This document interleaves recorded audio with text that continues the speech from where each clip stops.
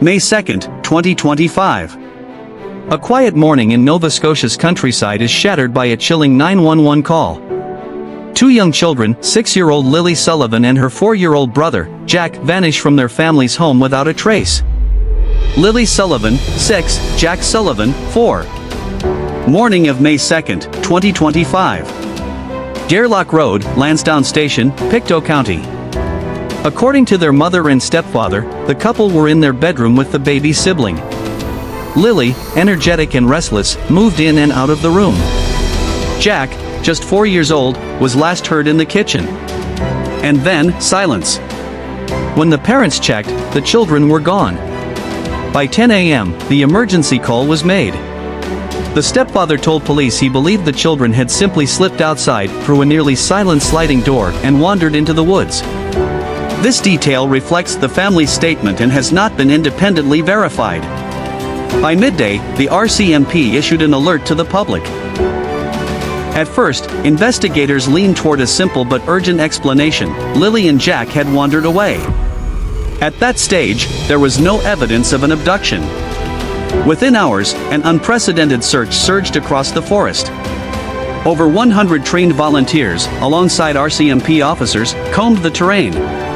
Helicopters scanned from above, drones swept valleys, and K9 units tracked faint scents through steep banks and tangled underbrush.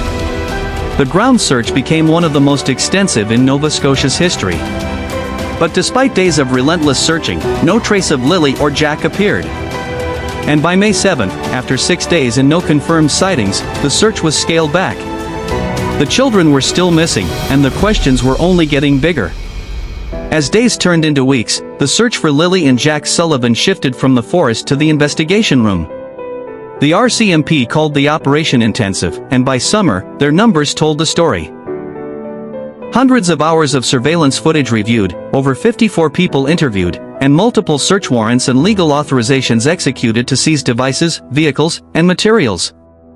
Even polygraph tests were conducted on key individuals. RCMP statements, rcmp-grc.gc.ca.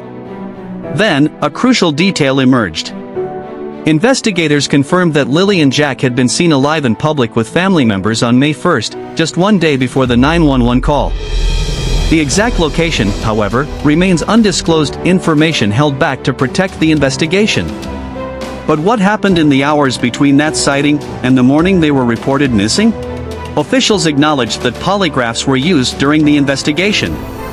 The stepfather himself publicly stated he had taken one.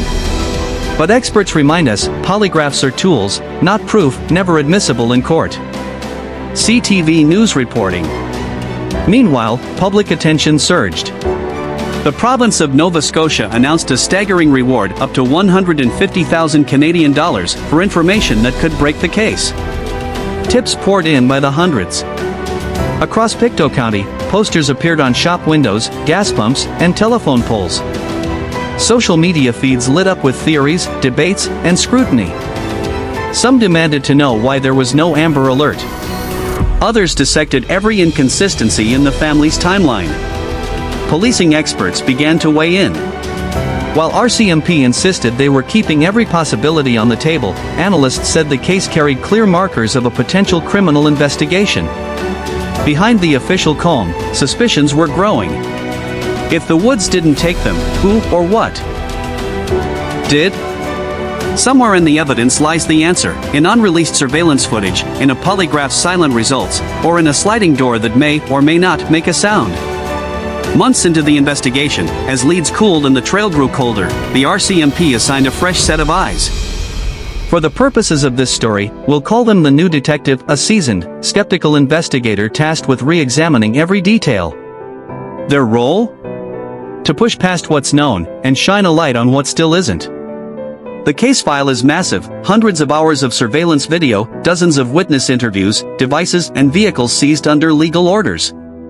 But here's the catch, many of the most critical clips remain sealed from public view, withheld to protect the investigation. RCMP case updates, rcmp-grc.gc.ca. The detective circles a single date in red, May 1st. That's the last time Lilly and Jack were confirmed seen in public with their family. Where they were, and who else might have seen them that day, remains undisclosed. A gap in the timeline that looms larger with every passing month.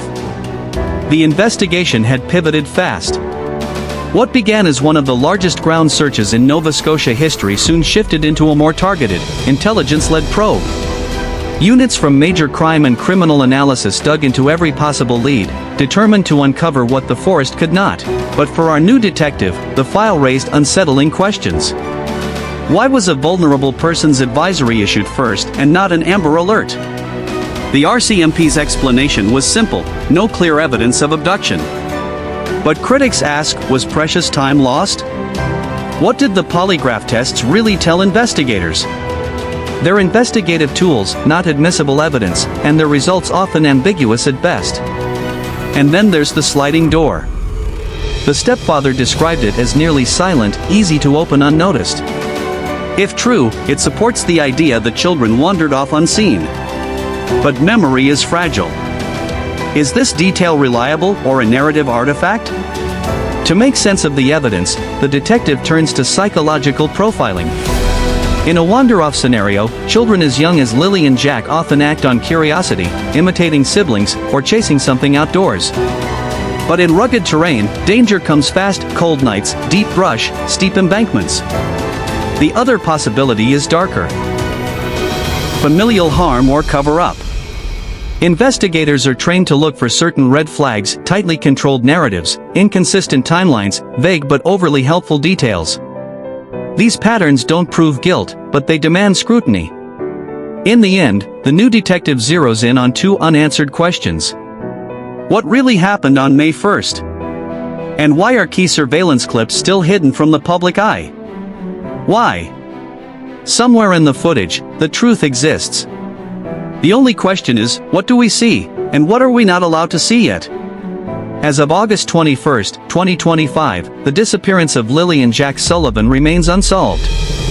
The RCMP insists the investigation is ongoing, multi-unit, resource-heavy, and still active. Yet no arrests have been made. No suspects publicly identified. No trial on the horizon. For their family, their community, and for Nova Scotia, the case remains an open wound. RCMP and global news reporting. But the unanswered questions still haunt the file. Where exactly were Lilly and Jack last seen on May 1st? Who else appears in any related footage?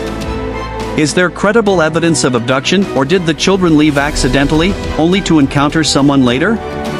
Can geodata, cell records, or door forensics finally narrow the window of truth? In the absence of answers, speculation flourishes. On Reddit, in Facebook groups, across Twitter and TikTok, theories multiply, ranging from stranger abduction to elaborate cover-ups. But most clash with verified RCMP statements. This film treats them for what they are: speculation. The facts are difficult enough without the noise, yet the community refuses to forget. Across Pictou County, campaigns to keep the children's faces visible persist. And the province of Nova Scotia still offers a reward of up to 150,000 Canadian dollars for information of value to the investigation.